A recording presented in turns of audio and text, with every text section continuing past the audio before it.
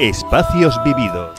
Hoy en Espacios Vividos vamos a dar un paseo a recordar y a proyectar el futuro de lo que podría venir para la Expo Zaragoza 2008. Lo hacemos como siempre con Paco Pellicer, profesor de Geografía de la Universidad de Zaragoza. Paco, bienvenido. Buenos días.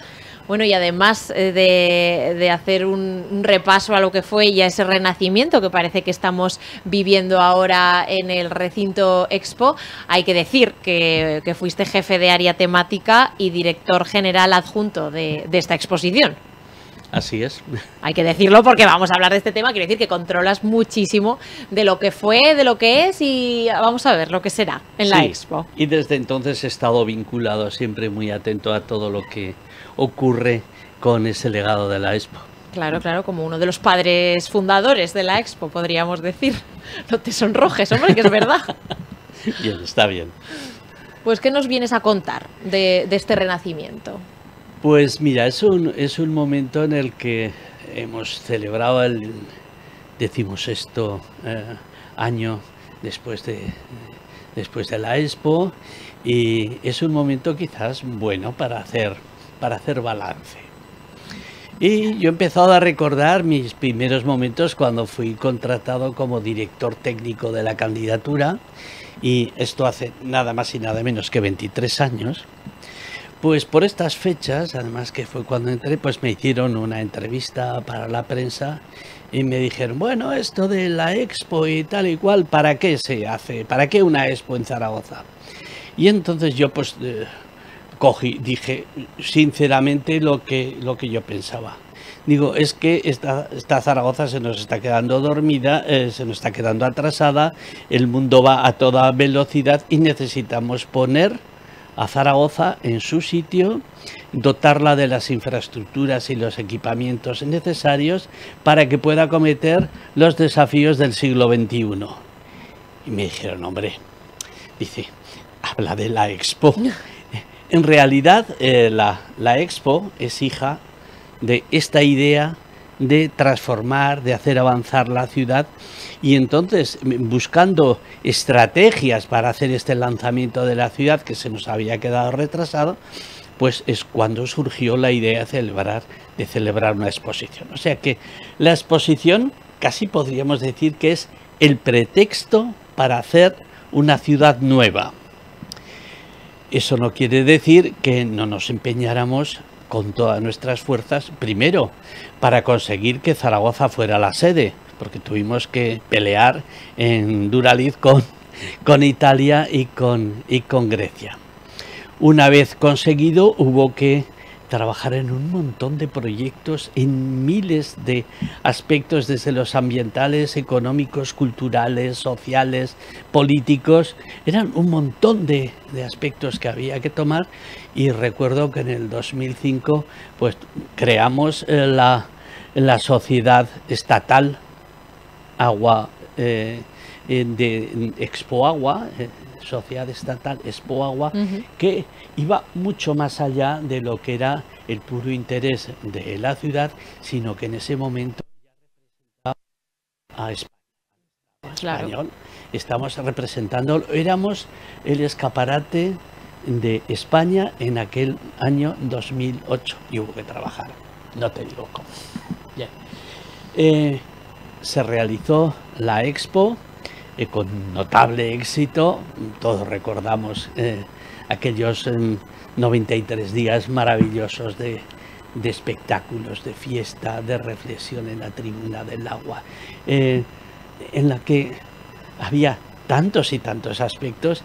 Pero hoy no queremos hablar, hoy no quiero hablar solo del tema de la Expo, sino fundamentalmente de la post-Expo. ¿Qué ha pasado en estos 16 años? Y ¿se ha cumplido aquel objetivo inicial nuestro? Pues el objetivo inicial hemos dicho que era celebrar una Expo, por una parte, que salió muy bien, 3 meses, 93 días, y por otra era dotar a la ciudad de todos aquellos equipamientos e infraestructuras necesarios para acometer los nuevos desafíos del siglo. Así, pues se hicieron 22 puentes, en el Ebro y en el Canal y en los otros ríos de Zaragoza. Se terminaron los cinturones, era una obra que no se acababa nunca. La estación de autobuses, la nueva terminal del aeropuerto, el Palacio de Congresos. Era la ciudad que más congresos tenía sin Palacio de Congresos, y se hacía solapándolo con otra actividad que era la de los conciertos. No cabía una actividad con otra, la del auditorio con lo de Palacio de Congresos, una se comía la otra. Habíamos crecido, en Zaragoza se había desarrollado una afición musical y el auditorio ya tenía cubierto su cupo, entonces decimos, hay que hacer un Palacio de Congresos. Bien, con todos estos equipamientos, infraestructuras y tal, la ciudad queda dotada, digamos, de aquellos elementos estructurantes fuertes. Claro, a nosotros cuando pasamos por los puentes y vamos por las vías y demás, pues no se nos ocurre, dice, ¿por qué no hay atascos en Zaragoza como hay en otras muchas ciudades? Dice, porque se diseñó todo un aparato, toda una red de infraestructuras para que esto no ocurriera. Y lo mismo ocurrió mejorando las redes de abastecimiento de agua, de saneamiento, etc. Y también la infraestructura verde, que fue otro de los aspectos. Zaragoza, en los años previos a la Expo, duplicó las zonas verdes, la superficie de zonas verdes, y se estructuró. Entonces no se le llamaba infraestructura verde, porque este término no estaba todavía, pero le llamamos la malla verde y azul, que era una estrategia para meter la naturaleza dentro de la ciudad y tocar a 12 barrios a través de sus líneas azules, los ríos o canal y las riberas de los ríos. Esto yo creo que fue uno de los puntazos fuertes de la transformación de Zaragoza, la que cambió su paisaje, su manera de acercarse al medio natural, mejorar la calidad de vida de toda la ciudad, porque estos espacios prestan unos servicios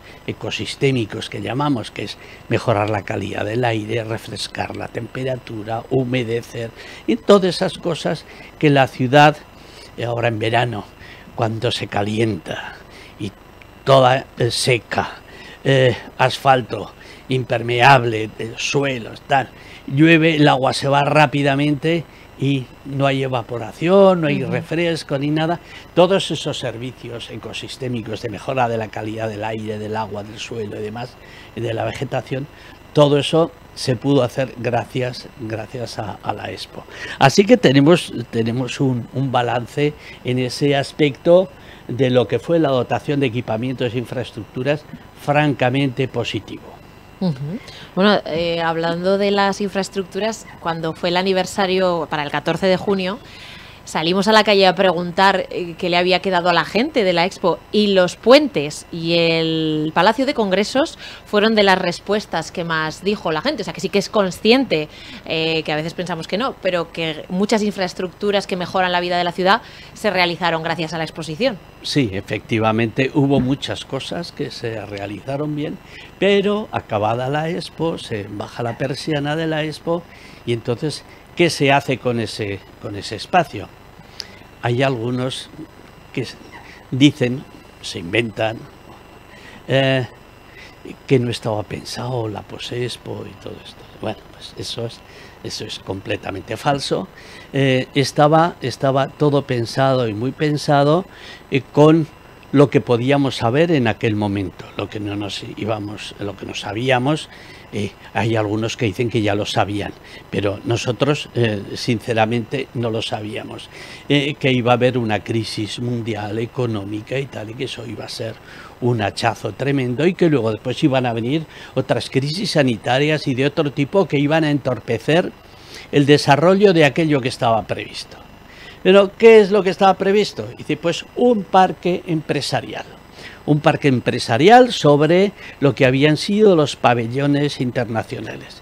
Y ahí pues nos quedan 12 edificios, que es Expo Empresarial, de todo el conjunto del parque empresarial, en el que hay un montón de oficinas, bien de la administración, bien de empresas privadas. En la primera parte fueron 80.000 metros cuadrados los que se pusieron en la primera fase. Están ocupados al 81% en estos momentos. Y una parte que ya está comprometida. Digo datos precisos de hace unos días. Por otra parte, si añadimos la Ciudad de la Justicia, fueron hasta 125.000 metros cuadrados, de los que está lleno el 92%. Estos días es noticia que pues alguno de los cacahuetes, los edificios que en planta tiene esa forma, pues parece que va a trasladarse pues la Corporación Autonómica de Radio Televisión, parece que ha echado la mirada y que quiere ocupar uno de estos grandes, el cacahuete más grande que correspondía a América Latina, recuerdo, y que está en una posición privilegiada, ¿eh? Es un lugar magnífico donde puede desarrollarse perfectamente, porque hay que recordar que estos espacios tenían cada planta era de 8 metros de altura, que luego para hacer oficinas convencionales se dividió con un encofrado intermedio y se duplicó la superficie. Pero, por ejemplo, en televisión, pues hace falta platos y tal, en lo que hace falta una altura, un espacio determinado. Son unos espacios absolutamente idóneos. Y si es para poder acceder, aparcar y demás, pues hay un espléndido aparcamiento, y desde luego está muy por encima de la crecida de inundación de los 500 años, que eso se inundará. La parte esta de la Expo, que se construyó en una plataforma de más de 5 metros sobre el nivel natural del terreno, se inundará cuando se inunde la Plaza del Pilar. Eso vamos a tener, que estamos en una zona muy segura. Lo que ha hecho Expo Empresarial, esta empresa pública, que es fundamentalmente del Gobierno de Aragón, con una pequeña participación del Ayuntamiento de Zaragoza, ha sido un prodigio. Poner todo ese parque inmobiliario y venderlo o alquilarlo y darle esta vida. Hay miles de personas que trabajan en estos momentos. Bien, hay más cosas en el recinto. El acuario es el único pabellón de la Expo que permanece abierto tal cual, pero con muchas más especies y mucho más grandes y magníficamente cuidadas, y además con unos programas de investigación extraordinarios. Es mucho más que una exhibición de peces, ¿eh? Es un centro de investigación importantísimo, apoyado y liderado por un grupo empresarial zaragozano, que se está dejando ahí pues mucha fuerza, mucha energía, muchos recursos, y gracias a ellos podemos disfrutar de este equipamiento.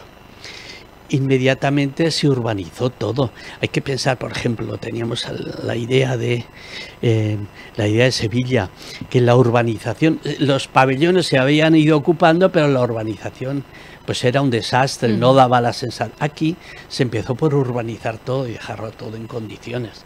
En el 2009 ya estaba urbanizado y todo el frente fluvial estaba listo y accesible al público. Podríamos seguir hablando de muchas cosas. Sí, el manual de gestión administrativa nos lo piden en el BIE, en la Oficina Internacional, como modelo. No hubo un solo escándalo económico en una operación tan grande en la que se movían tantos millones y tantos miles y miles de facturas. Allí estuvo todo perfectamente controlado. Ese es un puntazo para Zaragoza, ¿eh? Pero hay cosas que me duelen, hay cosas que no hemos alcanzado. Ha habido un considerable retraso pues, en la ocupación de espacios museísticos en el pabellón Puente, que felizmente tenemos el Museo de la Movilidad, fantástico. Ahora anuncian que la Torre del Agua va a ser este faro De logística, energía y agua. A mí me gustan los tres conceptos. A veces se habla solo de logística y se habla también de energía y agua. Fundamental para mantener también esa idea fuerza de Zaragoza, el agua, la logística, la economía. Me parece fantástico, y que se utilice ese faro para que se vea bien desde lejos cuál es el potencial de Zaragoza. Me parece magnífico. Anuncian también mejoras y avances en el pabellón de Aragón. También se rumorea algo con menos fuerza en el pabellón de España. Pero a mí hay una cosa, todo lo que es el legado material, con el tiempo, porque asimilar todo lo que se generó, esto requiere por lo menos 20 años, porque proyectas para 20, 25 años, no proyectas para mañana, si no se quedaría corto, ¿no? Entonces es normal que haya una parte de ese legado material que todavía no se ha ocupado al 100%. Pero lo que se ha perdido es el legado inmaterial, intelectual, científico. Toda esa parte, lamentablemente, quedó fuera y no se pudo desarrollar alguno de los proyectos que se habían previsto en aquel momento, liderados por el propio presidente Roque Gistau, que tenía verdadera ilusión en crear una oficina, perdimos la oficina internacional del agua de Naciones Unidas. Es importante que en una ciudad se celebren convenios y convenciones y congresos de orden internacional. Viene gente que sabe mucho, que está viendo todo el mundo y que está mirando para la promoción de una ciudad. El que digan aquí hay talento, eso es importantísimo. No solamente monumentos y edificios singulares, no, aquí hay talento, y esa parte la hemos perdido. ¿Se podría recuperar o no? ¿Eres optimista? Habrá que luchar mucho, porque hemos perdido unas cuantas ocasiones, Entonces tendremos que acelerar y prestarle la suficiente atención a este tema. Merecería la pena. Acciones inmediatas, por ejemplo, en el Museo Mundial de las Expos de Shanghái, no hay apenas más que 4 fotos y 4 tonterías de la Expo de Zaragoza. Con lo que podíamos lucir allí, pues lamentablemente los responsables de que allí tengamos presencia de lo que fue Zaragoza y de sus beneficios y de todo, es el mejor escaparate mundial que podemos tener. Pues no hay nada. Vamos a encargarnos, vamos a luchar y vamos a decirles a los responsables que venga, que vamos a llenar el Museo Mundial de las Expos de Shanghái con información, y vamos a mejorar la web. Bueno, mejor dicho, la web de Expo se perdió. Yo iría a recuperarla y a contar las cosas como son. Y en Wikipedia hay que darle un repaso para contar lo que fue la Expo y no las tonterías que se dicen. Yo creo que nos quedan muchas cosas todavía por hacer, y en ello estamos.